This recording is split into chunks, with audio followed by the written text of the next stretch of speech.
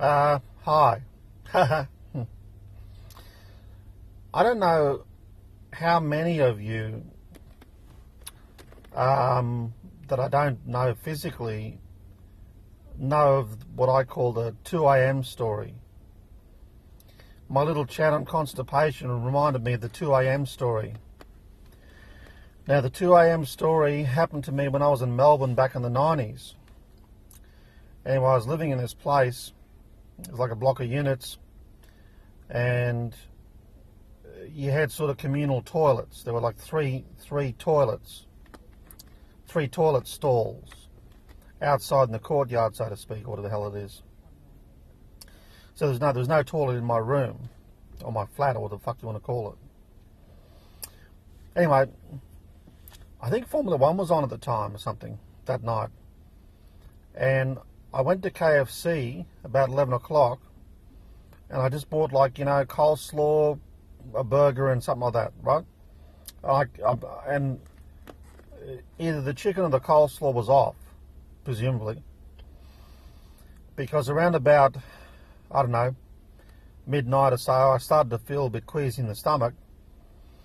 I think the Formula One started around about 2:30, 3 o'clock, and I thought I might just try and go to sleep, try and sleep this shit off. Hopefully when I wake up I'll be alright, I'll be okay. Anyway, gets to about 2 o'clock and I can tell, it's not going away, I'm going to have to deal with this. I'm going to have to get up and just, force myself to vomit, which is not a pleasant experience. The thing is, when I got up, I almost immediately started to experience stabbing pains in my bowels. And you know what that means. You know when you've got to go to the toilet, like a number two, and you've got to go, you can't wait for even a second. So I thought, holy shit. So I quickly just got dressed and ran into one of the toilet stalls. And this is like 2 o'clock in the morning on, I guess, a Sunday into Monday night, or Monday morning. And, the nature of the arrangement there was that if someone was walking quietly across that courtyard at 2 in the morning, you could hear them. If they were to just do that would be very loud. So any noise was very audible. Anyway, so I rushed into the stall and barely can pull my pants down, and an explosive burst of diarrhea just comes out of my ass. Some of it goes into the bowl, some of it goes on the floor. I couldn't help it. Just there's nothing I could do about it. So, I sat down and then just, let it rip. And then, of course, now I feel sick in the stomach, really bad. So, oh God, here we go. So now I get up and turn around and try and vomit in the bowl, but I couldn't. I could half in the bowl, half on the floor. Like I was under serious pressure here. I'm not exaggerating. Anyway, you can appreciate, and like I didn't have any control of this shit, you can appreciate the noise I was making. People would have heard all sorts of noises. They would have heard, imagine what it sounds like to vomit on the floor when the slightest noise is detectable. And I'm like, blah, right on the floor. So they would have heard me shitting and vomiting on the floor. And this probably went on 3 or 4 times or something. I just kept taking turns. Well, I'd do a burst of diarrhea, then I'd vomit.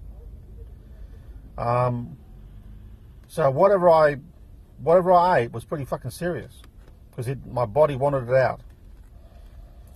Anyway, this went on 3 or 4 times. Anyway, one of the things is, I must have passed out whilst I was in the stall, in the cubicle. This is 2 o'clock in the morning, I forget. Because when I went back into the, once I'd finished, I had to start the process of cleaning it up. I went back into the, the bathroom area, and I had this red mark on my nose. I thought it was just a bit of blood somehow. And I tried to wipe it off, and it wouldn't come off. It was like a red scratch. And so I must have somehow hit myself, but not realised it. I must have done it whilst I was unconscious. So I think I was unconscious, standing up on my feet, unconscious, with both hands out, holding myself out, perching myself up. You know, who knows for long. I could have been out for 5 seconds, could have been out for 50 seconds. I got no idea. You can imagine what sort of noises I'd have been making, and my arms would have been swirling around. I imagine I would have hit myself in the nose. So I could have been making all that sort of shit for 10 seconds, for 20 seconds, for 50 seconds, who knows? Till I eventually came to again.